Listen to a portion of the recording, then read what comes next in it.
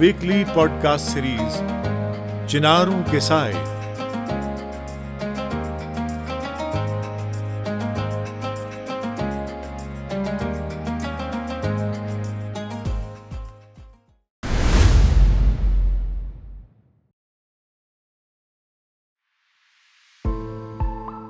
चिनारों के साए में हम आपसे मुखातिब हैं और आज का एपिसोड एक अहम मौजू पर मरकूज है।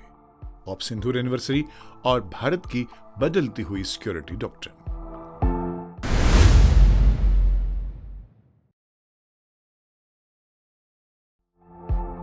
जम्मू एंड कश्मीर का सिक्योरिटी लैंडस्केप पिछले 10 बरसों में काफी ट्रांसफॉर्म हुआ है, लेकिन इस सफर में कुछ ऐसे लम्हे भी आए जो पॉलिसी शिफ्ट्स के कैटलिस्ट बने।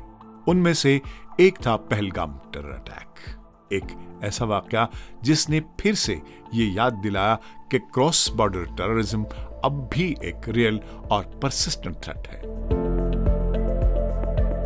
देखिए, 1 साल पहले पहलगाम में जिस तरह की क्रूर आतंकवादी घटना हुई, बेगुनाह पर्यटकों को जिस तरह से वहाँ चुन चुन करके धार्मिक आस्था और प्रतिबद्धता की पहचान करके गोली मारी गई, निश्चित ही उसके कारण से भारत में एक भारी आक्रोश इस घटना के और आतंकवादियों के प्रति बना।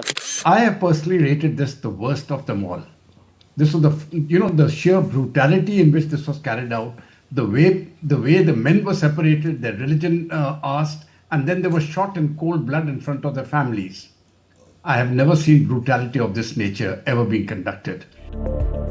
ऑफिशियल डाटा के मुताबिक 2014 के बाद से जम्मू कश्मीर में टेरर इंसिडेंट्स में ओवरऑल डिक्लाइन देखा गया, लगभग 60 से 70% reduction in total incidents bye early 2020। लेकिन सुपरडेक हाई इंपैक्ट अटैक्स जैसे पहलगाम ये इंडिकेट करते हैं कि एडवर्सरी अपनी स्ट्रेटजी शिफ्ट कर रहा है from volume to visibility.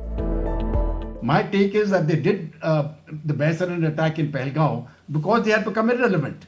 Peace had returned to such a great extent in the valley. So they did that attack. They wanted to draw the world attention. It backfired because the world has been equally disgusted with that attack. This terror attack in Pahalgam is not only a terror attack, it's also economic impact, because by creating such situations, many companies will worry and postpone or not decide to come to India when there are such tensions. So this is an economic attack by Pakistan. यहां पर भारत की zero tolerance policy का concept समझना जरूरी है। Conscience was so badly hurt that we all felt that this time neither will we forget nor will we forgive. There has to be consequences, and these consequences cannot be simply, hitting Pakistan once and saying, okay, it is done. I think these are long-term consequences now, and that long-term has actually come into play post Operation Sindoor, which is still ongoing. But there'll be a radical difference now in the way we conduct operations, in the way we react to terror, and there will be zero tolerance to any such acts committed by Pakistan-sponsored terrorists on Indian soil. We strengthened our borders, we strengthened internal security. We did all those aspects. We tried to put curbs on financial terrorism. The intelligence apparatus was boosted up, all in a bid to ensure that no terrorist attack takes place. 2016 के बाद से India ने अपनी counter terror approach को redefine किया। Surgical strikes, Balakot air strikes और continuous counter infiltration grid ने एक क्लियर मैसेज दिया, टेरर और टॉक्स एक साथ नहीं चल सकते। Pakistan has reverted to terrorism every time it feels that India is making progress. Whether it is 26/11, whether it is Pulwama, whether it is Pahalgam, that gave you an indication that the deep state is not going to rest easily, and they are reverting back to their traditional form of terrorism. So a response to this has to be very, very strong, not just from India, but from the entire international community. Government of India has made it quite clear. They have laid down the limits of the tolerance against terror activities emanating from Pakistan. And it's quite clear that India is going to respond precisely and decisively should there be any further terror attacks emanating from Pakistan. Data भी इसी direction को support करता है. Infiltration attempts along LOC have reduced significantly, with interception rate improving to over 80 to 90% success in recent years. Local recruitment into terror ranks peaked around 2018-19 but has since seen a steady decline due to counter-terrorism and counter-radicalization measures. Terror funding networks को dismantle करने के लिए NIA और ED ने multiple क्रैकडाउन्स किए, जिससे हवाला channels पर स्ट्रॉन्ग इंपैक्ट पड़ा. पहलगाम जैसे अटैक्स के बाद रेस्पॉन्स अब सिर्फ रिएक्टिव नहीं होता, बल्कि कैलिब्रेटेड और लेयर्ड होता है.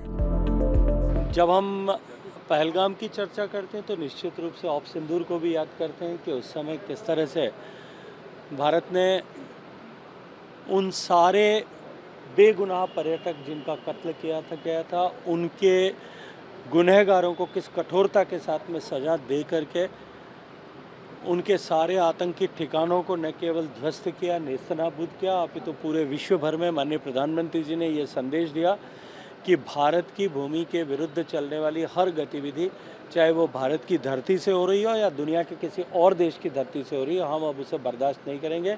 ये नया भारत है, ये घर में घुस करके मारेगा ऐसा भारत है. On 7th, 8th and 10th in large numbers to hit air bases deep inside Pakistan, penetrated all their air defenses with impunity, carried out precision strikes, flew all types of aircraft with all type of ordnances on 10th. Satellite imageries for all the strikes are available not only through Indian media but from global sources, and you would have seen that most of the strikes were delivered with pinpoint accuracy, some even to a meter, to whatever was our selected mean point of impact. So we were quite certain that none of them will go astray and they land at the places where we desired them. ये है भारत का नया approach. No ambiguity, no hesitation.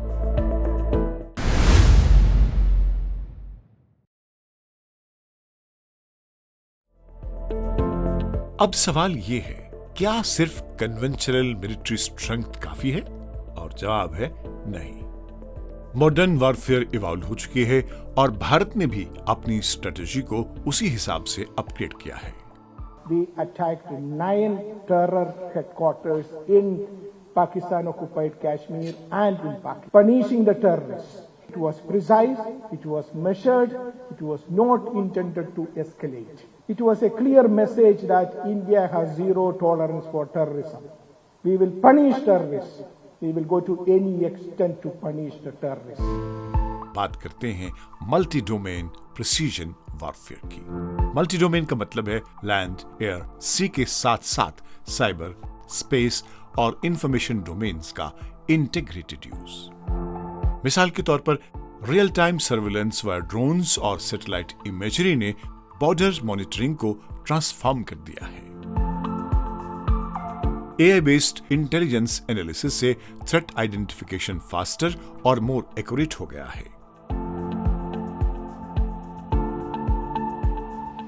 Indian armed forces ने पिछले कुछ वर्षों में काफी मॉडर्नाइजेशन की है.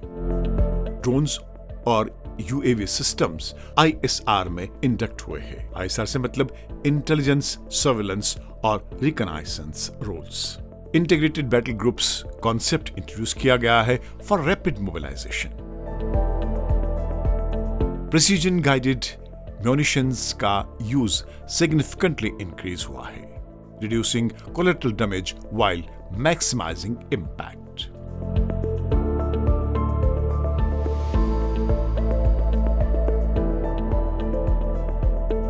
एक और इंपॉर्टेंट डायमेंशन है इंफॉर्मेशन वॉरफेयर. आज की लड़ाई सिर्फ ग्राउंड पर नहीं, नैरेटिव स्पेस में भी लड़ी जा रही है. फेक प्रोपेगेंडा और डिसइंफॉर्मेशन कैंपेन्स को काउंटर करना भी उतना ही जरूरी है जितना काइनेटिक ऑपरेशंस. इस कॉन्टेक्स्ट में भारत का अप्रोच बैलेंस्ड है.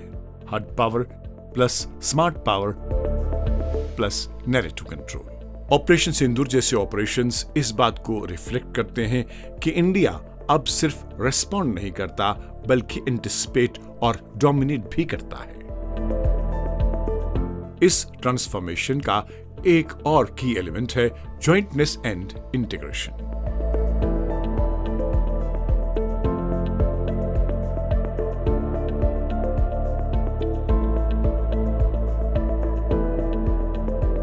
Tri services coordination, theatre command की तरफ मूव और इंटेलिजेंस एजेंसीज के बीच सीमलेस शेयरिंग, ये सब मिलकर एक रोबस्ट सिक्योरिटी आर्किटेक्चर क्रिएट करते हैं।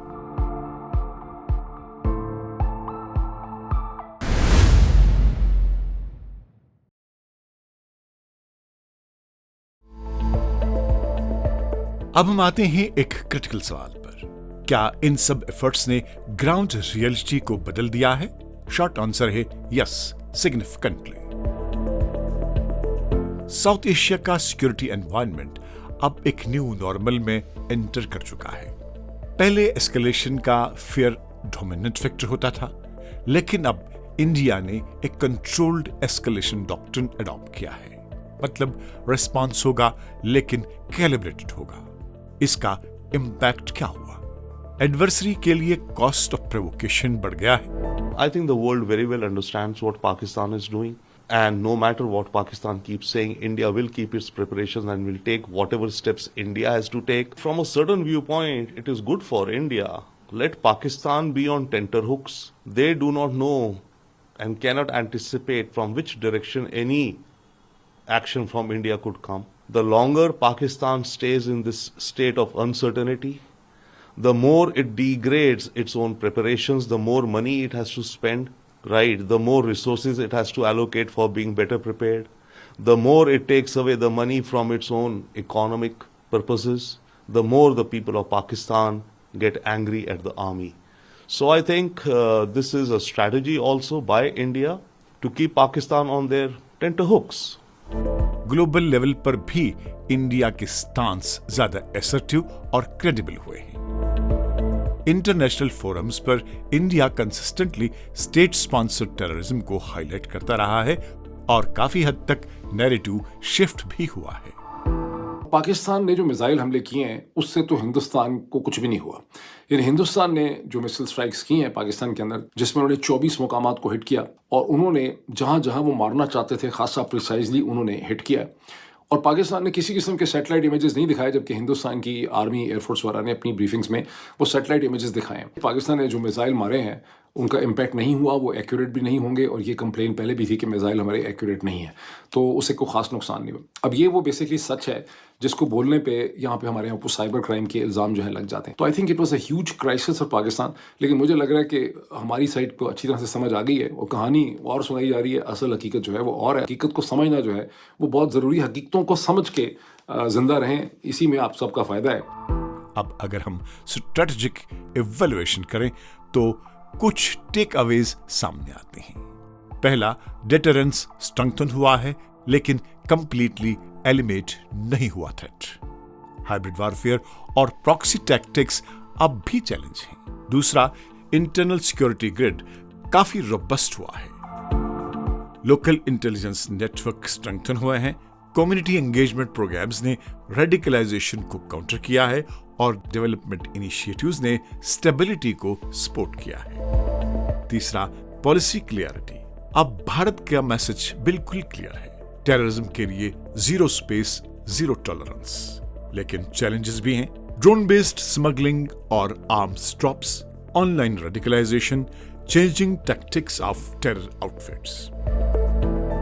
इसलिए स्ट्रेटजी भी कॉन्टिन्यूअसली इवॉल्व हो रही है। ऑपरेशन सिंदूर एनिवर्सरी सिर्फ एक यादगार नहीं बल्कि एक रिमाइंडर है कि सिक्योरिटी एक कॉन्टिन्यूअस प्रोसेस है, एक इवॉल्विंग डॉक्ट्रिन है। आज का भारत डिफेंसिव नहीं, डिसाइसिव है, रिएक्टिव नहीं, प्रोएक्टिव है और सबसे इंपॉर्टेंट रेजोल्यूट है। चिनारों के साए में मुलाकात का वक्त अब खत्म हो रहा है। ऑपरेशन सिंदूर एनिवर्सरी, इंडियाज स्ट्रेटेजिक रिजॉल्व के बारे में आज के एपिसोड में बात करने का मौका मिला है। अगले एपिसोड में एक नए मौजू के साथ आपकी खिदमत में हाजिर होंगे। जब तक के लिए खुदा हाफिज। वीकली पॉडकास्ट सीरीज चिनारों के साए